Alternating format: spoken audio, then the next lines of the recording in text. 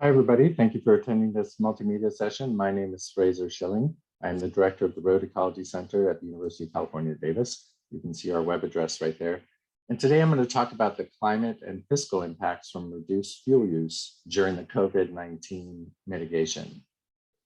Transportation accounts for about a third of global greenhouse gas emissions. In the US, it's 29% of greenhouse gas emissions are associated with transportation.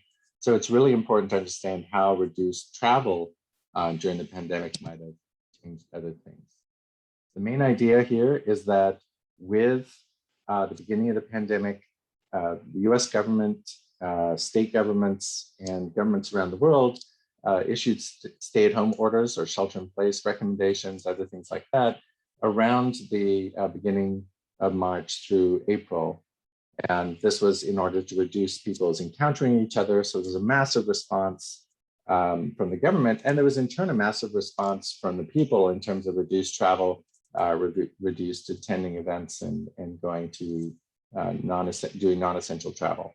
And there were multiple benefits, multiple outcomes of this. Some of them were negative economic outcomes, and some were positive silver linings from the pandemic of this reduced travel. One of them was reduced crashes associated with reduced traffic. This included crashes with wildlife, so there were benefits to wildlife and to people from reduced travel. And the one I'm going to talk about today is improvements in air quality or potential climate change greenhouse gas emissions. As most of you know, traffic dropped precipitously following the stay-at-home orders. On the graph on the right, the blue line shows vehicle miles traveled during 2020. And you can see, and the gold line shows travel during 2019. You can see during phase 0, the first few months of the year of 2020, travel was approximately the same as it was the year before. And right around the stay-at-home orders at the beginning of March, travel dropped about 50%. Now, it rebounded to some degree in terms of vehicle miles traveled, so that by the end of the year, travel in the US in terms of vehicle miles traveled was similar to what it was in 2019. The source of these data is streetlightdata.com, and I suggest any of you interested in this go to them for data. There was a lot of variation throughout the states, the US states, and actually between counties within states in terms of traffic change. This is showing vehicle miles traveled percent reduction across the US between March and April.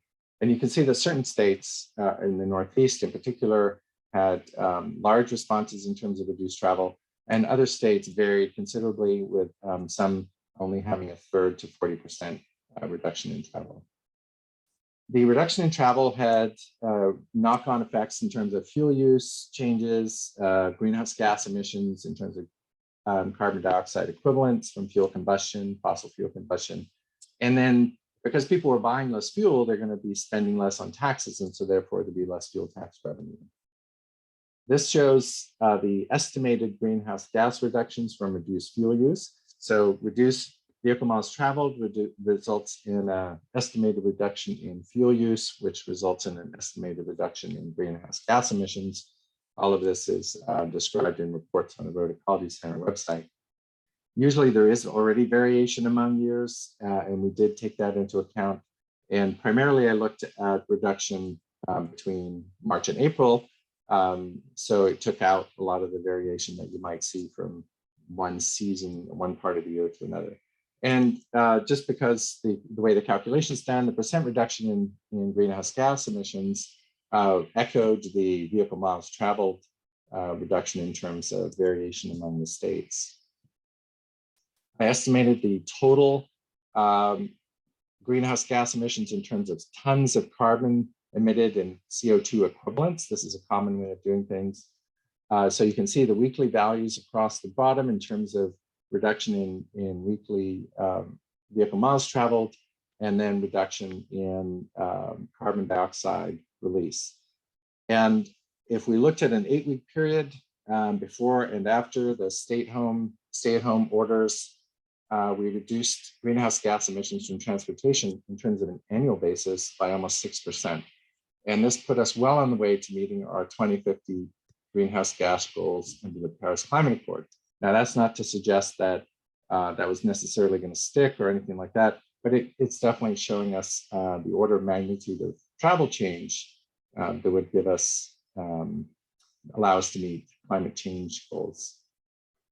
Fuel use declined, and therefore tax revenue declined. And you can see along the bottom the estimated fuel tax income across the whole US and the change in that following the stay-at-home orders. And my estimate is that there was about $450 million loss of revenue per week during the early part of the pandemic. And anytime we've had a driving reduction, and in California, there's still reduced travel, we're going to see this reduction in fuel tax revenue. In conclusion, after the shelter in place, we saw about a 50% drop in travel by mid-April, and some of this has gone back up, but in some states such as California, there's still a gap between our travel and travel in 2019.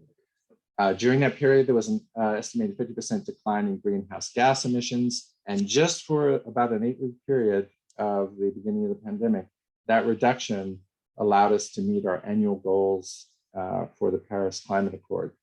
So if every year for 8 weeks, we had a 50% reduction in travel, we meet our Paris Accord climate change goals. Fuel tax revenues declined about $500 million a week after the 8 weeks following the stay-at-home orders. And that obviously has a lot of potential effects on transportation. One of those effects would be there would be less transportation projects built. And this might be controversial, but if you build fewer transportation projects, you're going to have less impact on the environment, therefore less mitigation need for those impacts. So there might have been other net benefits of this reduction in fuel tax revenue by having less transportation infrastructure built.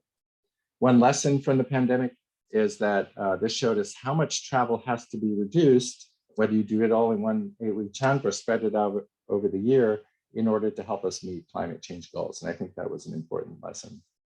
If you would like to contact me or see more of our work at the Road Ecology Center, feel free to go to this web address. Thanks again for your participation in ICOET and your attention to this to this presentation. And I'll see you all around ICOET.